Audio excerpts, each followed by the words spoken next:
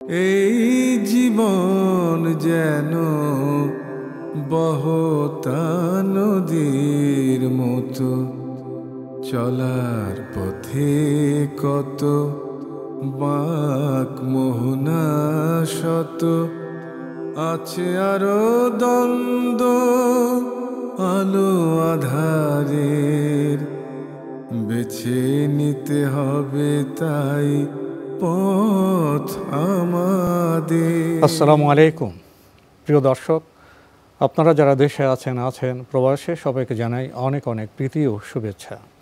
শুরু হলো এনটিভি আয়োজিত এবং লাভ হলো নিবেদিত টক শো আলোকপাত।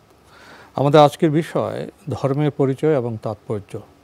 আপনাদের সাথে আছি আমি জাইনুল আবেদিন আজাদ। আর আজকে আমাদের মাঝে অতিথি হিসেবে উপস্থিত আছেন বিশিষ্ট আলেম মুফতি সাইফুল ইসলাম। আসসালামু আলাইকুম ওয়া রাহমাতুল্লাহি ওয়া বারাকাতুহু। প্রিয় দর্শক, আমাদের আজকের আলোচনা বিষয় ধর্মের পরিচয় এবং তাৎপর্য। খুবই পরিচিত বিষয় ধর্ম পরিচয়, কিন্তু তাৎপর্য কেমন? আর ধর্ম সম্পর্কে কি আমাদের সবার ধারণা, প্রতীতি, প্রত্যয়, বিশ্বাস কি একরকম? আর ধর্ম বলতে তো আমাদের সমাজে অনেক আমরা মনে করি কিছু উপাসনা, আরাধনা, এটাই তো ধর্ম, এর বেশি কি? আবার কেউ কেউ মনে করেন কিছু বিশ্বাস, কিছু স্বভাব, কিছু সৎ কাজ, কিছু পুণ্য আচরণ, কিছু ভালোবাসা, কিছু দান, খায়রাত, সাদকা, এগুলি তো ধর্মের বিষয়। হ্যাঁ, এগুলি তো ধর্মের বিষয়, কিন্তু এগুলি ধর্মের সব বিষয় নয়। নানা কথা আছে, মত আছে, পথ আছে, এই জন্য তো আলোচনা। আসুন আমরা আজকের বিজ্ঞ আলোচকের কাছে যাই। আপনি কি বলবেন যে ধর্মের পরিচয় সম্পর্কে নানা বিষয় আছে, এই চিত্রটা কেমন? ইন্নাল হামদুলিল্লাহ ওয়া সলাতু ওয়াসসালামু আলা রাসূলিল্লাহি আম্মা বা'দ। অনেক অনেক ধন্যবাদ। ধর্মের পরিচয়ের ব্যাপারে আমি যদি বলি, তাহলে কোরআনুল কারীমের একটি আয়াত আমরা কোট করতে পারি। আল্লাহ সুবহানাহু ওয়া তাআলা কোরআনুল কারীমে আমাদেরকে জানিয়েছেন, আল ইয়াউমা আকমালতু লাকুম দীনাকুম ওয়া আতমামতু আলাইকুম নি'আমাতি ওয়া রাদিতু লাকুমুল ইসলামা দীনা। যে আমি আমার নিয়ামতকে তোমাদের জন্য পূর্ণ করে দিলাম, এবং ওয়া আতমামতু আলাইকুম নি'আমাতি, আমার নিয়ামতকে তোমাদের জন্য পূর্ণ করলাম, তোমাদের জন্য আমার যতটুকু দেওয়ার দরকার ছিল সেটা দিলাম, এবং তোমাদের জীবন বিধান হিসাবে আমি ইসলামকে মনোনীত করে দিলাম। আপনি একটু আগে বলছিলেন যে আমাদের পৃথিবীতে আমাদের নানা জনের কাছে নানা মত আছে ধর্ম সম্পর্কে, এবং অনেকে মনে করেন যে কিছু উপাসনা করা, সেই উপাসনার মধ্যে অনেক ধরনের পার্থক্য আছে। কেউ মনে করেন যে আসমান থেকে যে নির্দেশনা আসবে উপাসনা, সেটা আমাদের করতে হবে। আবার কেউ মনে করেন যে না, সেটা না, আমরা নিজেরাই সেটা তৈরি করব, এবং আমরা আমাদের মতন করে তৈরি করে আমরা কিছু উপাসনা করব, আরাধনা করব, আমরা কারো কাছে যাব, এবং সেই সাথে আরও টুকটাক কিছু কাজ করব, আমাদের ধর্ম পালন হয়ে যাবে। কিন্তু আদৌ আসলে এটা ধর্ম কি না, বা মৌলিক যে ধর্মের মূল তত্ত্ব, এই তত্ত্বের সাথে এটার মিল আছে কি না? কারণ আমরা জানি যে প্রত্যেকটা বস্তুরই নিজস্ব ধর্ম আছে। সেটা হলো তার চলার যে গতি, তার চলার যে পথ, এবং যেটা হবে সহজাত। তা আমরা, আল্লাহ তাআলা পৃথিবীতে আমাদেরকে পাঠিয়েছেন, এবং আমাদেরকে এই জীবন চলার পথ সহজ করবার জন্য পথের যে পাথেয়, এটাকে আমরা ধর্ম বলতে পারি, এবং যেটাকে আরবিতে বলা হয় দিন। দিন মানে হলো যে এখানে আমি কেবল কয়েকটা কাজই করেই ক্ষান্ত হব না, বা আমি এটা ভাববো না যে এই কয়েকটা কাজই আমার ধর্মের পাঠ, আর আমার কোনো কাজ নেই। দিন বলতে বোঝায় আমার জীবন চলার পথের প্রতিটি পদক্ষেপ আমাকে নির্দেশনা দেয়া আছে, সেই নির্দেশনাটা আমি অনুসরণ করব, এবং মজার ব্যাপার হলো এটা সব আমাদের কল্যাণে। আপনি খুব গুরুত্বপূর্ণ কিছু কথা বললেন। আমরা শুরুতেই যে কথা উপস্থাপন করছিলাম যে মানুষের ধর্ম ভাবনা একরকম নয়, বোধ একরকম নয়। মানুষ যখন তার সীমিত জ্ঞানে বুদ্ধিতে ধর্মের ব্যাপারে আলোচনা করে, তখন একরকম বলে, কেবল সত্য বলবে, কাউকে আঘাত করবে না, দান করবে, কতগুলো পেলব কথামালা, কোমল কথামালা, এগুলো ভালো বিষয়। কিন্তু মানব জীবনের যে ব্যাপ্তি, সম্পর্ক সূত্র, সমস্যা, সংকট, আরেকটি বড় কথা হলো মানুষ তো এই মহাবিশ্বের ছোট্ট গ্রহ পৃথিবীতে একা বসবাস করে না। আরেকটি মারাত্মক প্রাণী আছে, শয়তান। শয়তান সব কাজে বাধা সৃষ্টি করবে, পণ্ড করবে, মানুষকে বিভ্রান্ত করবে বিভিন্ন জায়গায়, স্বামী স্ত্রীর মধ্যে, ব্যবসায় বাণিজ্যে, রাজনীতিতে, দেশে দেশে যুদ্ধ কলহ, মানে মানুষের দৌড় যতদূর পর্যন্ত আছে, কর্মকাণ্ড যতটুকু বিস্তারিত হয়েছে, প্রত্যেকটা ক্ষেত্রে শয়তান তার অনুসারে সৃষ্টি করবে। কিছু মানব শয়তান হবে, কিছু জিন শয়তান হবে।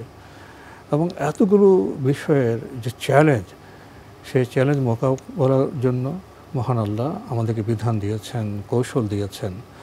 এবং এর চমৎকার আমাদের যে অনুসরণীয় ব্যক্তিত্ব নবী মুহাম্মদ মুস্তাফা সাল্লাল্লাহু আলাইহি ওয়াসাল্লাম, তার জীবনে সবগুলি ঘটেছে। গৃহে ঘটেছে, সমাজে ঘটেছে, স্বজনদের মধ্যে ঘটেছে, রাষ্ট্রে রাষ্ট্রে হয়েছে, যুদ্ধ হয়েছে, সব বিষয়ে আছে। তাহলে শুধু কিছু সুকোমল ভাবনার মধ্যেই তো মানুষের জীবন বা ধর্মভাবনা সীমিত থাকতে পারে না। তাহলে যিনি এই পৃথিবী সৃষ্টি করেছেন, পৃথিবীকে তো মহান স্রষ্টা মানব বান্ধব করে সৃষ্টি করেছেন, প্রকৃতি, পরিবেশ, বায়োডাইভার্সিটি, জলবায়ু। কিন্তু আমরা যারা এখন বিজ্ঞান প্রযুক্তির নিয়ে অহংকার করছি এবং অনেক ক্ষেত্রে আমরা ধর্মকে অবজ্ঞাই করছি, আমরা সেটা সেই ইহুদিরা হোক, খ্রিস্টান হোক, মুসলিমরা হোক, আমরা সেকুলার হয়ে গেছি, অর্থাৎ ইহলৌকিকবাদী। যে পরকাল আছে আমরা বিশ্বাস বলি, আসলে আমরা কি প্রকৃত বিশ্বাসী? আমরা পরকালকে কতটা বিশ্বাস করি? পবিত্র কোরআনকে কতটা বিশ্বাস করি? পবিত্র কোরআনকে বিশ্বাস করলে, নবী সাল্লাল্লাহু আলাইহি ওয়াসাল্লামকে বিশ্বাস করলে আমাদের গৃহের পরিবেশ এমন কেন হবে? আমাদের অর্থনৈতিক পরিবেশ এমন কেন হবে? কেন আমাদের জলবায়ু সংকট হবে? কেন জীব বৈচিত্র্য ধ্বংস আসবে? কেন কার্বন আমাদের আকাশ ভরে যাবে? আমরা কেন জীবাশ্ম জ্বালানিকে এভাবে ব্যবহার করে আমরা কিছু লোক সব পৃথিবীর সম্পদের অধিকারী হব? এসব ভাবনায় কি আছে? ওই যে আমাদের প্রলোভ, সুকোমল ব্যক্তিগত অভিপ্রায়, যে সত্য বলবো, সুন্দর বলবো, কাউকে আঘাত করব না, এগুলো দিয়ে তো ওগুলি সমস্যার সমাধান হবে না। আর পবিত্র কোরআনে আল্লাহ বলেছেন, মানুষকে আমি জ্ঞানের খুব অল্প খুব দিয়েছি। তো এইসব বিবেচনা তো আমাদের সেই আসমানি ধর্মের কাছে যেতে হবে।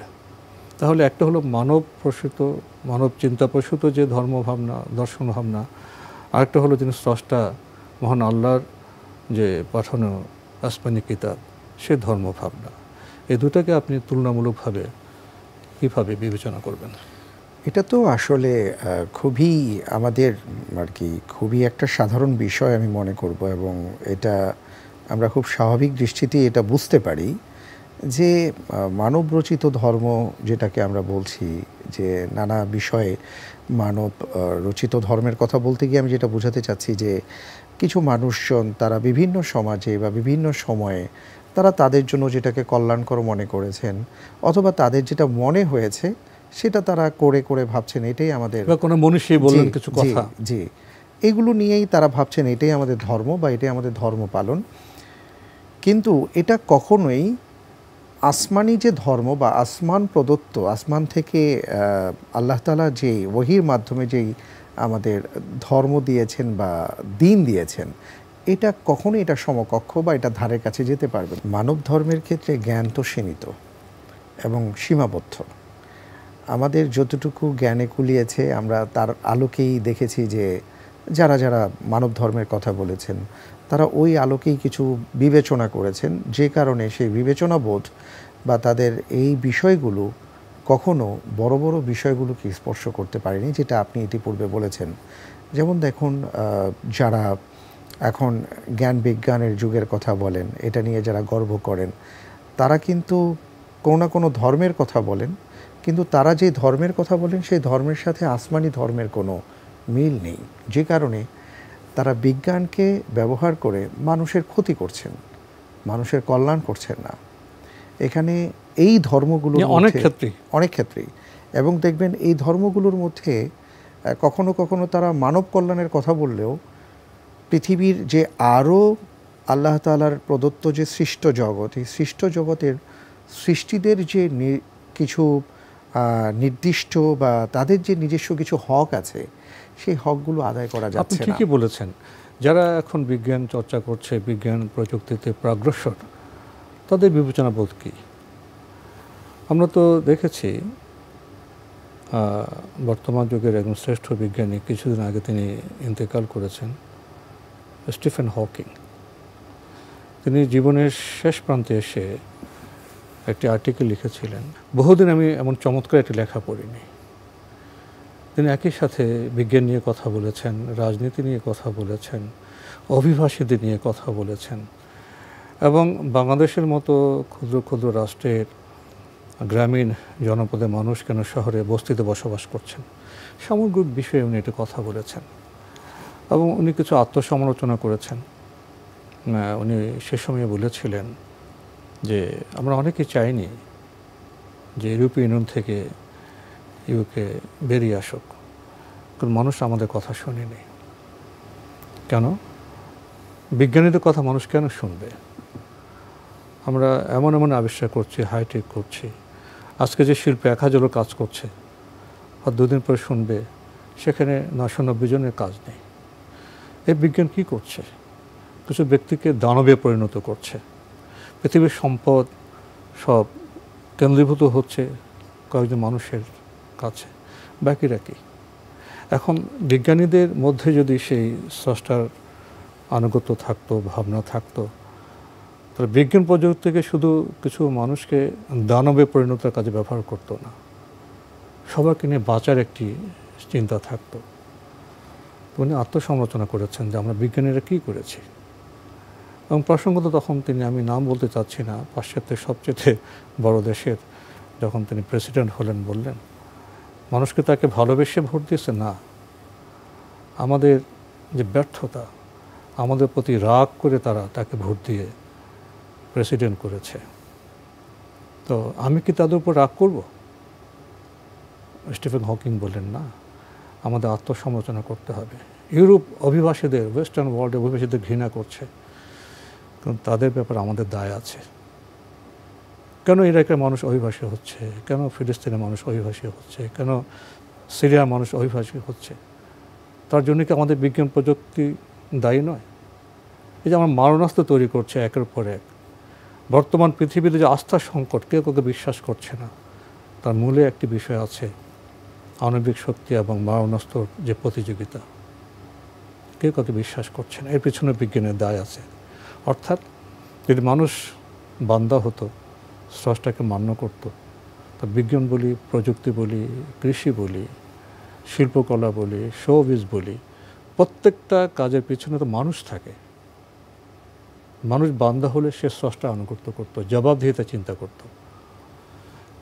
স্টিফেন হকিংয়ের সেই আর্টিকেলটি অনেক বিষয়ে, সে বিষয়ে বোধহয় বেশি কথা বলার প্রয়োজন নেই। আপনার মূল কথায় আমি যদি ফিরে যাই, তাহলে স্রষ্টার বান্দা হিসেবে যেটা বলছিলাম যে আপনি যে কথাগুলো বললেন ওটার সাথে সমন্বয় করেই আমি বলছি যে কিন্তু আল্লাহ প্রদত্ত যে দিন বা ধর্ম যেটাকে আমরা বলছি, এটাকে আমরা দিন বলি, এটার মাঝে আপনি সবার হক খুঁজে পাবেন। এমনকি একটি গাছের পাতা, সবুজ পাতার হক সেখানে বলা আছে। একটি পশু, একটা পাখির তার কি অধিকার আছে সেটাও আমাদেরকে জানিয়ে দেওয়া হয়েছে। মালিক আর শ্রমিকের কি সম্পর্ক হবে সেটা সেখানে বলা আছে। একজন বড় আর একজন ছোট, তাদের মাঝে সম্পর্ক কি হবে, সমন্বয় কিভাবে হবে, কার প্রতি কার কী হক আছে, অধিকার আছে, সেটা সেখানে বলা আছে, যেটা মানব রচিত আইন বা ধর্মের মাঝে নেই। আমরা আমাদের এই পৃথিবীর জগতে আমরা লক্ষ্য করি যে যারা একটু বড়, যাদের ক্ষমতা বেশি, যাদের শক্তি বেশি, অথবা যাদের উদ্ভাবনী ক্ষমতা বেশি, তারা তাদের মতন করে কিছু আইন করেন, তারা তাদের মতন করে কিছু নিয়মকানুন করেন, সেটাকে তারা ধর্ম মনে করেন। কিন্তু আসমানি যে দিন, আসমানি দিন সবাইকে সমান চোখে দেখে এবং প্রত্যেকের হকের কথা বলেছে।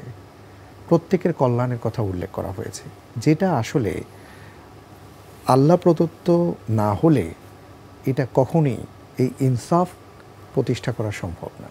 তো এই কারণে আপনি দেখবেন যে সর্বক্ষেত্রে যে ইনসাফ প্রতিষ্ঠার ব্যাপারটা আছে, সবার জন্য যে ন্যায় এবং ইনসাফ অধিকারের বিষয়টি আছে, এটা আপনি আল্লাহ প্রদত্ত যে দিন বা ধর্ম তাতে পাবেন। আর এটা খুবই স্বাভাবিক, কারণ হলো যে আমরা সবাই তার বান্দা। আমরা যেমন আল্লাহ রব্বুল আলামিনের বান্দা, ঠিক এমনি করে আপনি দেখবেন যে আমাদের চারপাশে যা আছে, প্রকৃতির কথাও যদি বলেন, সবাই আল্লাহর বান্দা, আল্লাহ সৃষ্ট। সব তো আল্লাহর বিধান, সব বিধান আইন মেনেই চলছে। জি জি। এবং অতি সম্প্রতি আমরা বিজ্ঞানের কল্যাণে একটা বিষয় জানতে পারলাম যে আকাশে কিছু শব্দ শোনা গেছে, যে শব্দ নিয়ে এতদিন বিজ্ঞান বলতো যেখানে বাতাস নেই সেখানে শব্দ নেই। এখন সেই বিজ্ঞানীরা বলছেন যে আমরা যে শব্দ শুনেছি, আমাদের কাছে মনে হয়েছে যে এই শব্দগুলো যেন খ্রিস্টানরা যে ধর্মসঙ্গীত গেয়ে থাকে তার সাথে মিল আছে। কিন্তু এটা তো হাজার হাজার বছর আগে। তার মানে দৃশ্য জগতের বাইরে অদৃশ্য জগৎ আছে। অদৃশ্য জগৎ আছে। এই কায়নাতে শুধু আমরাই নই, জিন নয়, ফেরেশতাও আছে, এবং মেঘমালা পরিচালনার ফেরেশতা আছে। তাহলে আমাদের কোরআনের ভাষার কাছে যেতে হবে। সেটাই তো, এটাই হলো চূড়ান্ত রূপ। আমাদের মানব ধর্ম, মানব বিশ্বাস, আমাদের রচিত বিধান, আইন যাই বলি না কেন, এটা কখনো চূড়ান্ত নয়। ঘুরে ফিরে যেখানে যেতে হবে সেটা হলো আল্লাহ প্রদত্ত যে দিন তার কাছে, কারণ এটাই চূড়ান্ত, এটাই শেষ কথা। এখানে যা বলা হয়েছে এর বিকল্প কিছু নেই, এর বাইরে কিছু নেই। বর্তমান সভ্যতার সংকট কোথায়? মানুষকে আল্লাহ তো কোরআনে যেটা বলেছেন, জ্ঞানের খুব কালিলা, খুব অল্প দিয়েছেন। গবেষণা করবে, চিন্তা করবে, এটার একটা সুফল তো অবশ্যই আছে। কিন্তু যিনি সব কিছু স্রষ্টা, কায়নাতের স্রষ্টা, সে মহান আল্লাহর যে আসমানি কিতাব, যে আলো, তার আলোকে যদি মানব জ্ঞান শুদ্ধ হয়, সংশোধিত হয়, তাহলে বোধহয় সভ্যতার সংকট কেটে যেতে পারে। নিঃসন্দেহে আপনি যদি কোরআন দেখেন, বিভিন্ন জাতির ইতিহাস আল্লাহ তাআলা তুলে ধরেছেন। সেই জাতির দুটো পার্ট ছিল, নির্যাতিত মাজলুম, শাসক গোষ্ঠী, এবং যারা নিজেদেরকে অত্যন্ত ক্ষমতাবান, ক্ষমতাধর মনে করত। একটা পর্যায়ে তাদের কিভাবে পরাজয় বরণ করতে হয়েছে, তাদের কিভাবে শাস্তি ভোগ করতে হয়েছে, তাদের অপরাধগুলো কিভাবে শাস্তি হয়ে তাদের কাছে ফিরে এসছে, এটা আল্লাহ তাআলা বলেছেন। এরপরে বলা হয়েছে ইন্না ফি যালিকা লাআয়াতিল লিউলিল আলবাব, যে যারা একটু চিন্তা খাটায়, যারা বুদ্ধি বিবেচনা রাখে, এই সকল বিষয়গুলোর মধ্যে তাদের জন্য শিক্ষা আছে। আলবাব বললেন, আমাদের বর্তমান বিশ্বে তো জ্ঞানী গুণী বিজ্ঞানীর তো কমতি নেই, কিন্তু দিন শেষে ফলাফল কি? পুরো সভ্যতা আবার তৃতীয় বিশ্বযুদ্ধের আশঙ্কা করছে। তাহলে আলবাব কোথায়? একটু ব্যাখ্যা করবেন আলবাব দিয়ে কি বলা হচ্ছে? আলবাব বলতে আল্লাহ সুবহানাহু ওয়া তাআলা বলেছেন যে তুমি চারপাশে যদি তাকাও তাহলে তুমি বুঝবে যে তোমার নিজের থেকে যদি তুমি কিছু আবিষ্কার করো বা তোমার কোনো চিন্তা গবেষণার ফল ফসল দিয়ে তুমি যদি বলার চেষ্টা করো যে এটাই সব কিছু, তাহলে তুমি ভুল করবে। এর অনেক উপরে, অনেক ঊর্ধ্বে এগুলো বোঝার মতো যে জ্ঞান, যে ধীশক্তি, যে দার্শনিক প্রজ্ঞা, তারাই তো আলবাব। তারাই আলবাব। তো আর অগ্রসর হতে পারছি না, এখানেই শেষ করতে হচ্ছে। জি জি। মুফতি সাইফুল ইসলাম, আপনি কষ্ট করে আমাদের স্টুডিওতে এসেছেন, সময় দিয়েছেন, সেজন্য আপনাকে অনেক ধন্যবাদ। আপনাকেও ধন্যবাদ। প্রিয় দর্শক, আমরা দেখছিলাম এনটিভি আয়োজিত এবং লাভেলো নিবেদিত টক শো আলোকপাত। আমাদের এই অনুষ্ঠান আপনারা এনটিভি অনলাইনেও দেখতে পারবেন। ভিজিট করুন www.ntvebd.com। এছাড়া ইউটিউবে এবং আমাদের ভেরিফাইড ফেসবুক পেজে অনুষ্ঠান দেখতে পারবেন। সংক্ষিপ্ত সময়ে আমরা একটি বড় বিষয় নিয়ে কথা বলার চেষ্টা করেছিলাম, ধর্মের পরিচয় এবং তাৎপর্য।